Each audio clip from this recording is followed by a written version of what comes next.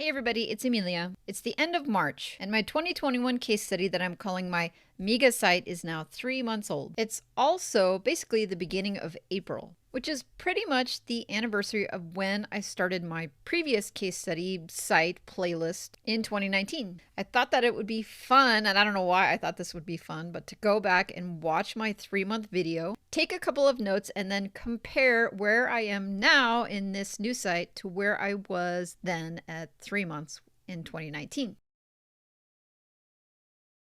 Now, I generally don't watch my own content, so I was really prepared to feel really the cringe. And I was pleasantly surprised it's not as bad as I thought it would be. I wasn't using a microphone at the time, like a good mic, and I was still afraid to put myself, on camera, so I was using the square up in the corner. Then I was recording in my living room, which was big and wide and open and usually had kids' toys sprayed everywhere. If you want to check it out, I'll leave the link to it in the description. But let's compare. So in April of 2019, I was still in my first year of basically going all in on making money online. Fast forward to now, I am coming up on the end of year 3. I started my 2019 project with the goal of trying to create as much content as possible in order to make money with display ads, and my plan for my 2021 MEGA site is basically the same. Looking back, I see that I really had some concerns about the quality of my content because I felt like I was in a hurry. I was trying really hard to get as much content up as possible.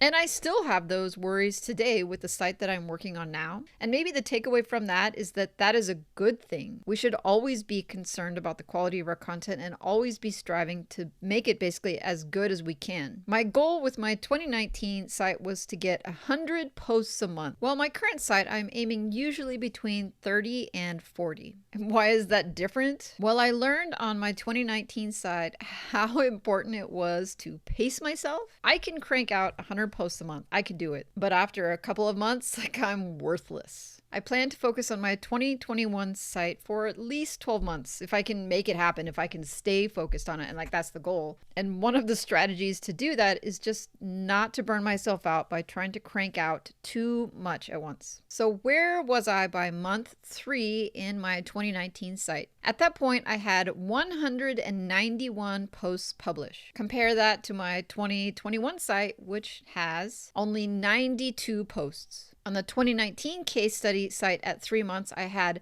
300,000 words of content, and compare that to the current site, which has only 100,000 words. On the old site, I already had 3 backlinks, I guess, by this time. And the new site has nothing except for posting to social media, to the extent that that gets me any links. My end goal, my overarching goal, was to work on that 2019 case study site until I had 1,000 posts and at least 1 million words of content, which, by the way, I never got even close to. I have just over 300 posts on the site and maybe 500,000 words. Whereas on the 2021 site right now, I think I've chosen maybe a more reachable goal within a year's time or a year and a half is about 500 posts, and I don't care about how many words that is. Looking back at that video, I was really obsessed with making sure that each post was a certain amount of words. I really wanted the post to be as long as possible, and it was really arbitrary. I wanted to have 1,000 word posts or 1,500 word posts or 2,000 and so on. Whereas now, with the 2021 site, I'm not that obsessed with the number of words. In general, I try not to write anything short,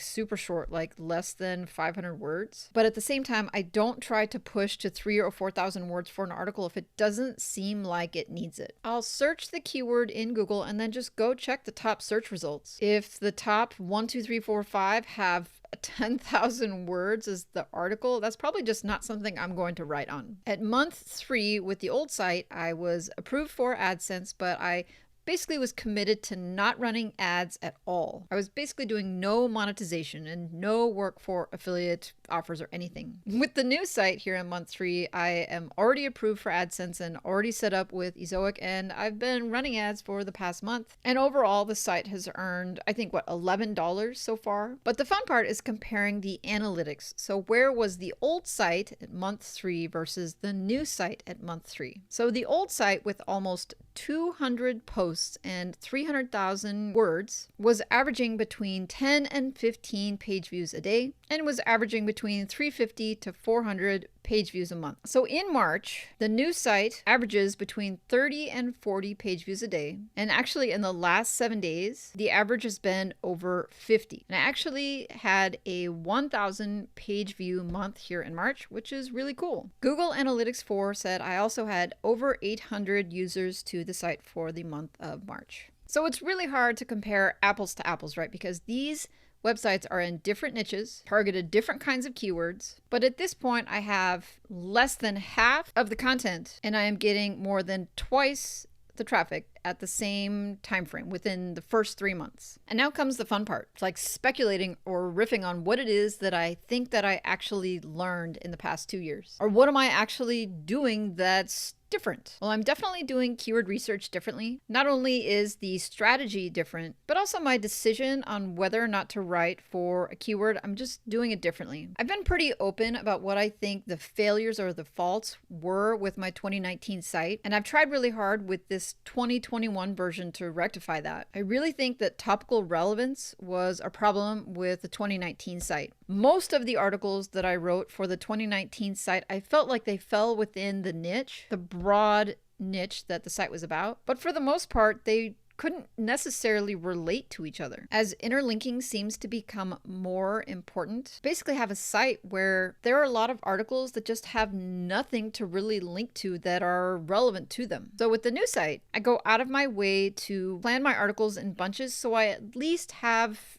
the minimum 2 or 3 articles that would easily link to and from that particular piece, so I can avoid this issue of these random orphan posts that basically need me to create more content to create links, internal links for them. As for the rest, I'm not sure that I'm doing very much all that different. Thinking back, I guess I did outsource a good portion of that initial content on the 2019 site. And so far on the 2021 site, I've written everything myself. I'm not honestly sure that the content is that much better though. I don't know that I've necessarily improved as a writer, as a content writer for the web all that much. I haven't gone out of my way in the last 2 years to become an SEO expert, and I openly acknowledge that I still have a lot to learn. I mean, it makes me really happy to see that my 2021 site is showing like a lot of promise, especially as compared to my previous efforts. But looking back, I'm also a little sad that that 2019 site didn't take off because of all the effort that I put into it at the time. I mean, I was so jazzed. I was literally obsessed. Like I spent every waking moment at the computer trying to publish content. Part of me wishes that I hadn't, I guess, wasted. It feels like wasting so much time on something that never really achieved what it was that I set out to do. But then I have to remember that fail, and I won't say that outright it's a fail. I mean, that site earns money every month and gets somewhere still between 18 and 20,000 page views a month. But it was a failure in that I didn't achieve the goals that I set out to reach. But that fail was a necessary step to getting to where I hope to be with this site that I'm currently working on in 2021. So if the current site